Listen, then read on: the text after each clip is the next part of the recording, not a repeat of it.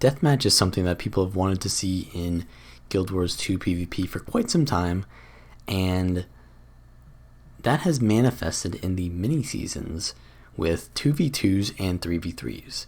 Now, I'm going to be talking about 2v2s in this video, but I think 3v3s are generally more balanced and fun and interactive than 2s, because in 2s, the issue with Deathmatch is that a lot of counter comping happens, and it feels very rock, paper, scissors. So if you're against a comp that counters you, there's not really much you can do against that.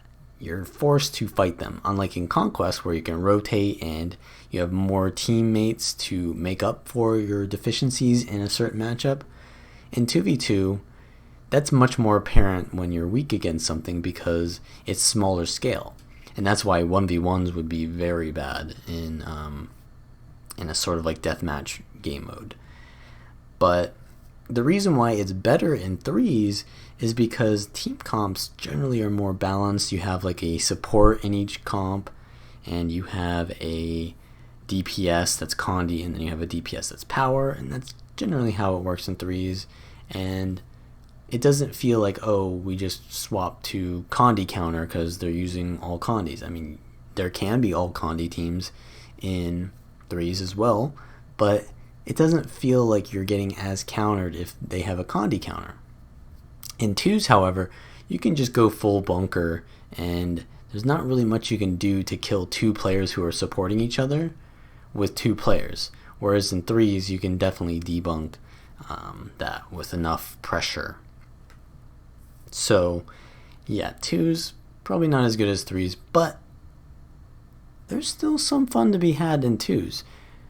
Now, obviously, there is the Omega meta comp with, Tempest Reaper. That is definitely the, if you want to get to the highest rating you can, which obviously is pretty meaningless unless you want the title. You play Tempest Reaper, but if you do that enough, you're going to be facing other Tempest Reapers. And yeah, if you've ever been in a Tempest Reaper mirror match, it's not very fun. So let's talk about some of the more fun comps you can actually play in 2s. Let's start off with the Blighted Scourge. This comp is a Minion Master Scourge and a Venom Daredevil. So the Daredevil is a kind of hybrid mix with a lot of leeching, and you use the bound dodge from Daredevil and the Pistol 5, and use that combo to get tons of the sneak attack, which is a very heavy hitting attack that also hits many times. So with your Venoms, you can put those Venoms out very quickly, and you'll also do a leeching combo if you put that projectile finisher through your combo field. So the Thief build kind of just gives Venoms to all the Minion Master Necros minions at the start, and then you can also stealth it with the pistol offhand and then into shortbow. And then the Minion Master Scourge is actually a pretty interesting build because you have no stun breaks. But because you're running like this Mender's kind of tanky Melandru rune Scourge, you're actually able to survive, and a lot of the minions that you have are passively just healing you and cleansing you. So even if you're getting CC'd, it's kind of like they're making a mistake, right? Because you're very susceptible to CC as this build, but then the minions are just running free if they're focusing on you. So it's often very hard to counterplay this comp because you start out with stealth. The minions all have, as you can see, the Venom that the Thief has is the Immobilized Venom and the Bassy Venom, and then the Torment and Vulnerability. So all of your minions are giving out stuns, Immobilize, Vulnerability, Torment, and that's all meanwhile, a Scourge, which has decent amount of damage. It's Menders with Axe, so it's, not insane damage, but if you're immobilized, you're going to take damage, especially from all those minions. And that's kind of the main point of the comp is the thief is just kind of like CCing with Panic Strike, Immobilize, and all that, and just letting the minions rip. And then the Scourge has a lot of sustain for the thief, giving it, you know, the blood aura to give it more lifesteal on top of the already large amounts of lifesteal it has. And yeah, there's actually a lot of sustain in this comp. So I actually really like it, and it's a very heavy pressure on the get-go comp. So it's not like one of those comps where you fight towards timer. This is actually a kill comp. So I like it. Next is the Burnzerker with the Fire Tempest, and I made a comp around this idea in my 3v3 video called the Burning Nightmare, and this is pretty much just the same package, just removing the Condi Reaper out of there, and you just have a Burnzerker and you have a Fire Tempest.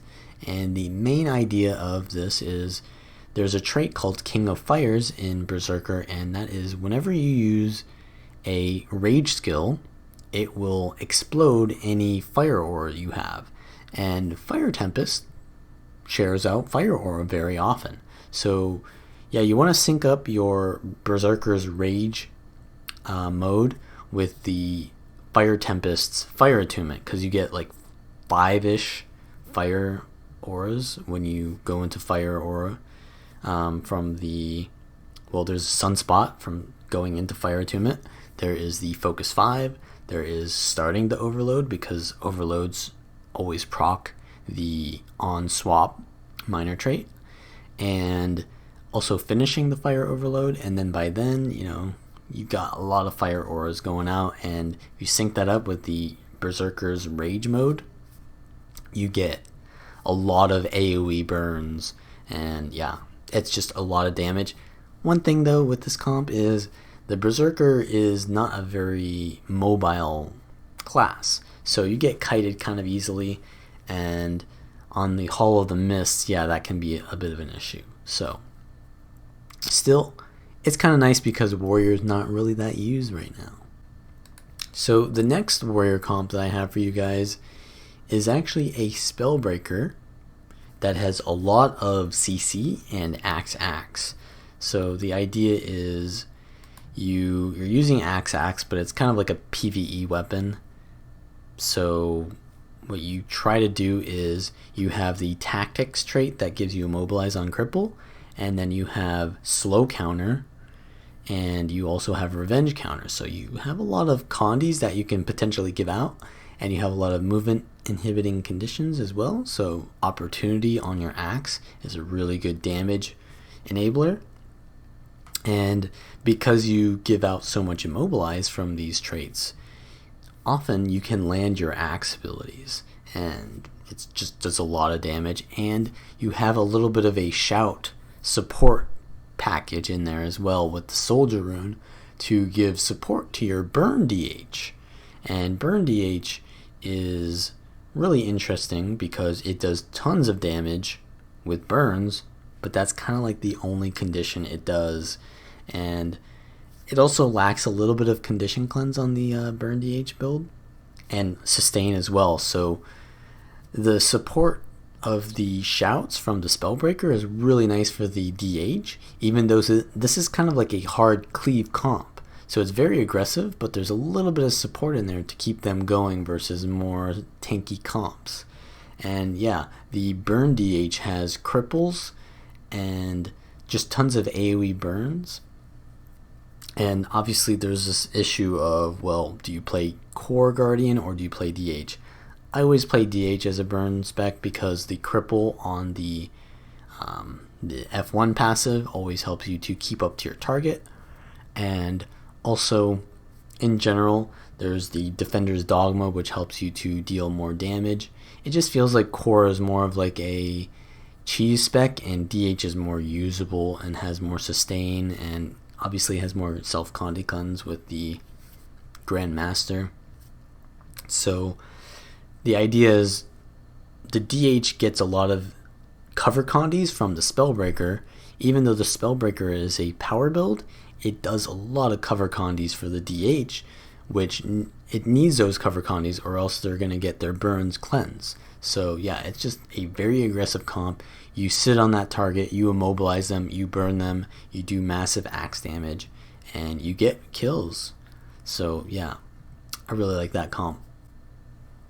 Next, we're going to be talking about Renegade Scrapper. So Renegade Scrapper is kind of like a semi-bunker comp. So you have the Mender's Renegade build. This has been used in competitive play before. It has a lot of sustain in terms of just giving out tons of CC and tons of weakness.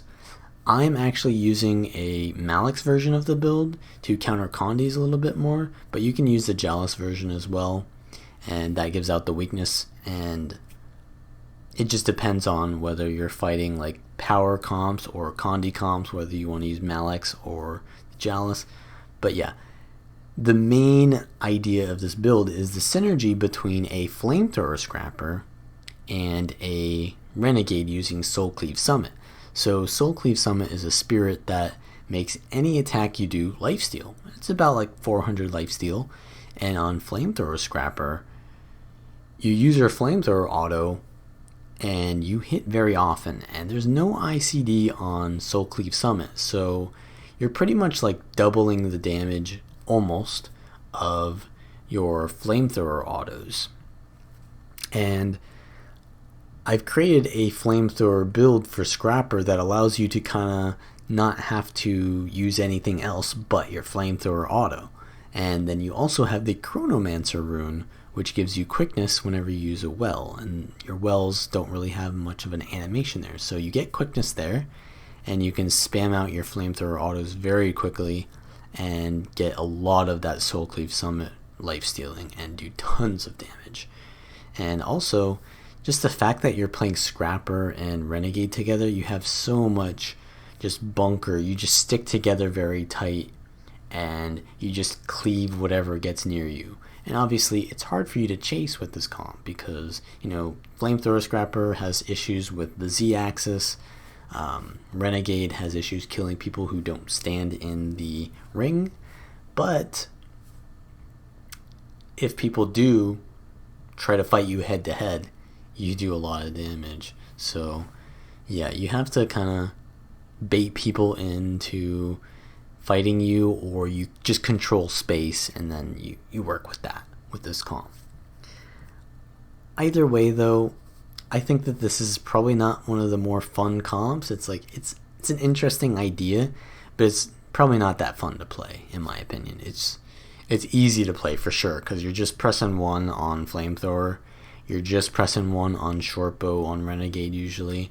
So obviously 7-shot got buffed, so that's really good too. But yeah, this is kind of like a beginner comp for me. Not that fun, but you might enjoy it a lot. And, you know, obviously people, they don't want to admit that Rangers are good, but Rangers are very good with this next comp. I'm just using 2 Rangers. So Ranger is very good in 2s because it has a lot of ability to survive by itself. So I just put in 2 Rangers in this comp, and they're both Core Rangers. You could do Soul Beasts instead, but I'm enjoying Core Ranger right now. And I'm using just Berserk Amulet with Speed Runes just to be as annoying as possible, be as hard to catch as possible, and then once you get that distance, go in with the longbow and just do as much damage as possible. So it's kind of like you trade aggro, and whichever ranger is free casting does tons of damage, and then the other one just tries to kite and survive with being really slippery. And there's a little bit of synergy between the 2 rangers as well, because whenever you gain Fury, you also gain an attack of opportunity, which does 25% more damage. It does conditions like cripple and vuln, and you give each other Fury with your pet swaps, and you give each other swiftness as well with your shouts. So it helps you to keep up your movement speed, and it's just very survivable. You take the tiger pet, and both your pets go in and do tons of damage while you're kiting as well.